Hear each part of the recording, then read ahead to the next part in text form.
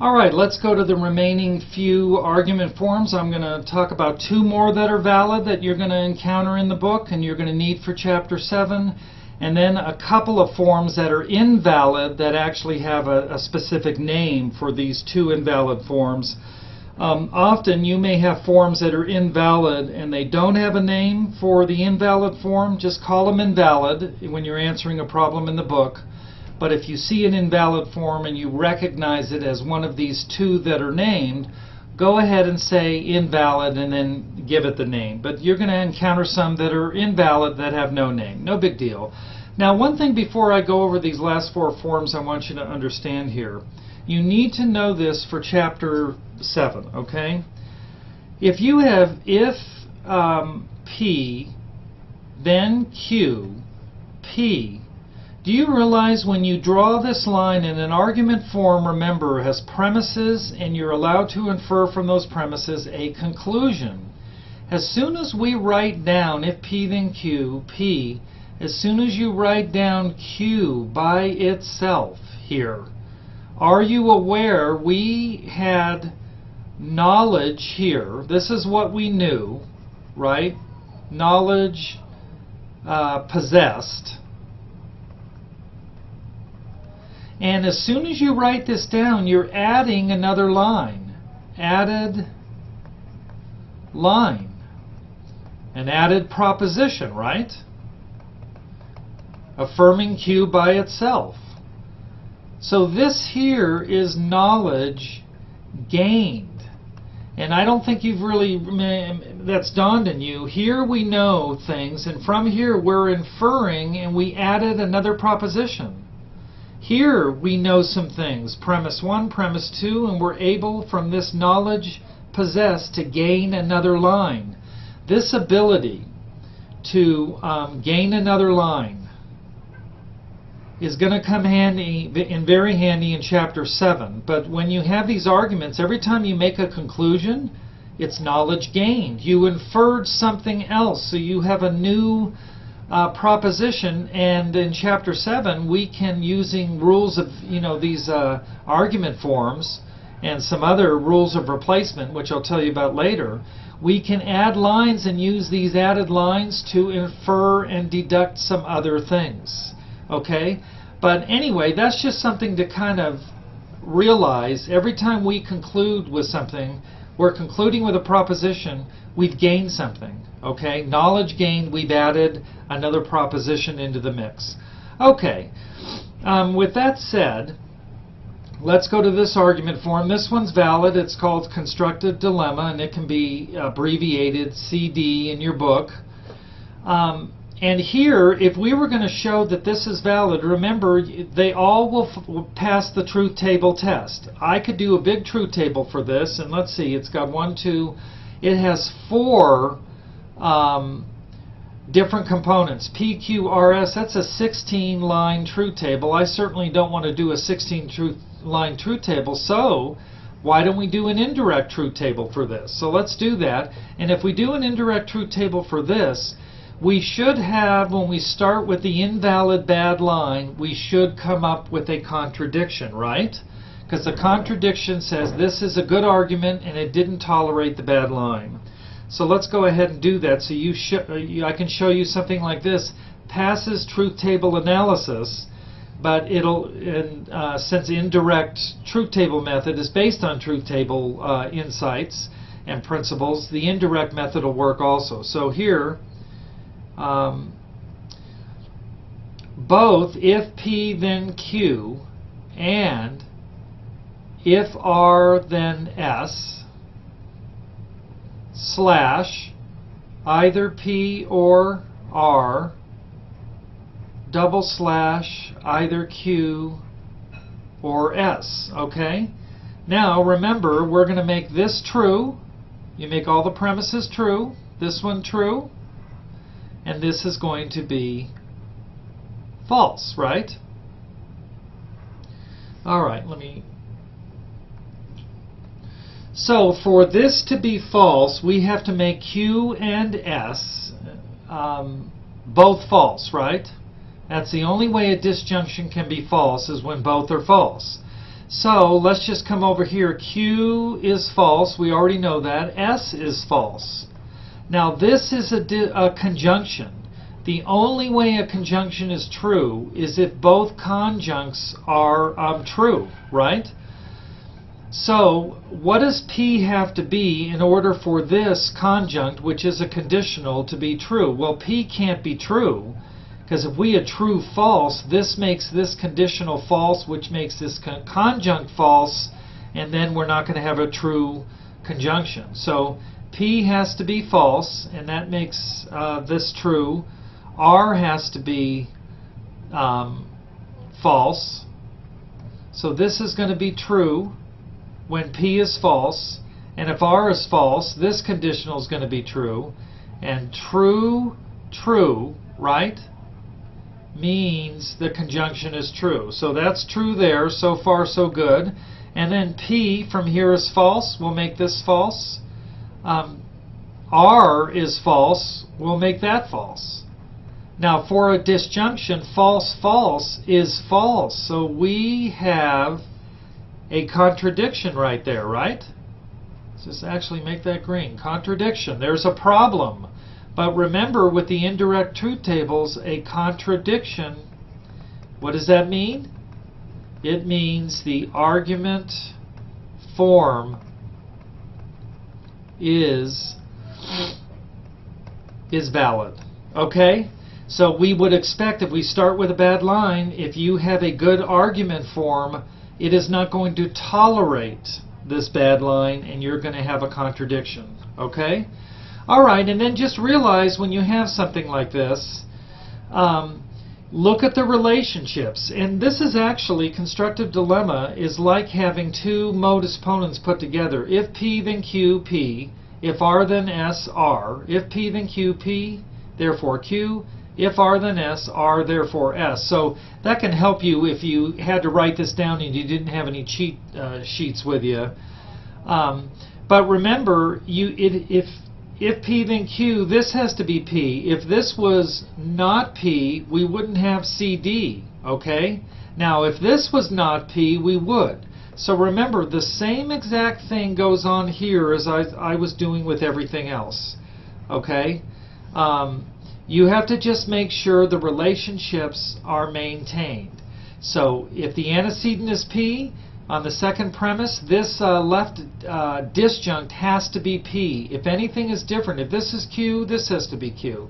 So if you're using different letters, they all have to match up, okay? And it's the same exact with this one. This is like two modus tollens put together. If P, then Q, not Q, therefore not P. If R, then S, not S, therefore not R. Okay, so whenever you have something like, you know, and this one here is called DD, and you won't see DD as much in the exercise problems in Hurley. I don't know why. You'll see it sometimes.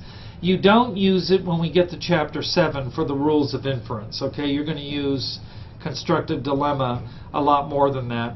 But, you know, with this here, what if I had something like this? Okay, if S, then T, if both if S then T, and if G then D, right? Here would be not T, therefore not S, right? Just for the, if you know, I'm jumping ahead here, or this would be not D, therefore not G, right? Okay, let me just double check here. So if you look up here, if this is S, we have to have a not S down here. If this is Q, you have to have a not Q. So Q, not Q, S, not S. Same here. If this is R, you have to have a not R down here. If this is S, you have to have a not S here. So these have to negate. So if I made this a not D, this would not be DD, because these two have to be negating each other. These two have to be negating. If this was a not T, that would ruin things. Now, if we had that and we changed this and made this a a D, a T, and a D, this would be DD, because not T and T are opposite, not D and D would be opposite, and you're also still affirming the opposite here. So I'm repeating myself, but I just want you to understand, when you look at these forms, you make sure if they're opposite with whatever you're looking at, even if it's an English sentence. If this is supposed to be dogs are furry, and this is, dogs are not furry, and this is dogs are furry, then that'll work. But if this is dogs are furry, and here this is dogs are furry, it's not going to work because they have to be the opposite of each other. So pay attention. P, this has to be not P. Q, not Q. R, not R. S, not S. Okay? So I will stop belaboring that point, but it's very important. It's not as much the position of where a tilde is, it's that the relationships are maintained. And if they're maintained through these valid forms, at least you know the argument, the form, the skeleton of an argument you're actually looking at. You want to go behind and do that Da Vinci Code stuff where the P's and Q's are blinking. They're lurking, they're behind. You want to have eyes to see. Okay? Now, here are two forms that are invalid. This is called affirming the consequent AC. If P, then Q. Affirming the consequent means you're just affirming whatever Q is. Q is the consequent, therefore P. Now this clearly wouldn't work, because let's do this. If it's raining outside, then the streets are wet. The streets are wet, therefore we know it's raining. No, we already know from common sense that doesn't work. If it's raining outside, it's true the streets would be wet. But if you open up your curtain and you see the streets are wet, the person sitting on the bed who can't see out the window, only you can, they don't know for sure that it's raining out. They could have just shot a movie the night before and got the streets all wet, or a fire hydrant broke. So affirming the consequent is invalid form. Okay? So if you see this in whatever, I mean, it could be if X, then Z. Z, therefore, X. That's invalid, okay? And it would be an invalid form where you would give it a name affirming the consequent. Remember, a lot of invalid forms won't have a name for it. Here's another one that is invalid, and it has a name. Denying the antecedent. If P, then Q. Deny the antecedent, because there's your antecedent, there's your consequent of the conditional. Deny the antecedent doesn't mean you're allowed with certainty to know that the consequent is denied. And let's just use the raining. If it's raining outside, then the streets will be wet. It is not raining outside, right? Therefore, we know the streets are not wet. We don't know that. If it's raining outside, it's true the streets are wet. But if it's not raining, if someone just says it's not raining, well, maybe they they're shooting a movie, or the fire department's by and they're wetting the whole street down. So you don't know, because it's not raining, that if you deny the antecedent, you can deny the consequent. So this is why this is invalid. Okay, but it's very important for all of you to be able to see the P's and the Q's behind anything, either different letters. This is not P, this is not Q, and what if you had something like this? If not R, then not W, R, therefore W. You still need to see with that not R is the P, not W is the Q. R is not P, and W is not Q. And remember, I don't mean these appear to be little tildes. Those are not supposed to be tildes. I was just, okay? So that's the P, and if this is the Q, then if not R is P, then R is not P, right? If not W is Q, then W is not Q. You want to see this stuff behind. Very, very important. Okay, and hopefully you understand that where a tilde is not as important as the relationship that you see.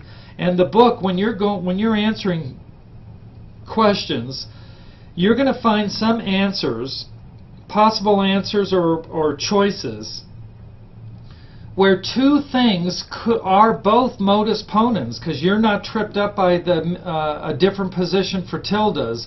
The book, however, wants you to select the form where the tilde is in the more conventional position. So let me give you an example here. If you had if S then T, not S, therefore not T, right? And over here you had if not S, then not T, S, therefore T. Now this is denying the antecedent, right? And this one is denying the antecedent, because you're smart now and you're not fooled by these are opposite and these are opposite. Okay, these are opposite and these are. The book wants you still to choose this one because the tilde is in the conventional position, and the tilde is in the conventional position down here. So they're always going to want you to select where the tilde's in the conventional position. But, and I don't know if I agree with that at all in terms of selecting an answer, but you are right in saying both are DA, and you may wonder, well, why did I get that wrong? Is because the book wants you to go with an example or a choice that aligns itself with conventional positions of the tilde. Okay, that's a little aside there. All right, we're going to stop here, and this get ready for Chapter 7, which will be the next video clips coming up.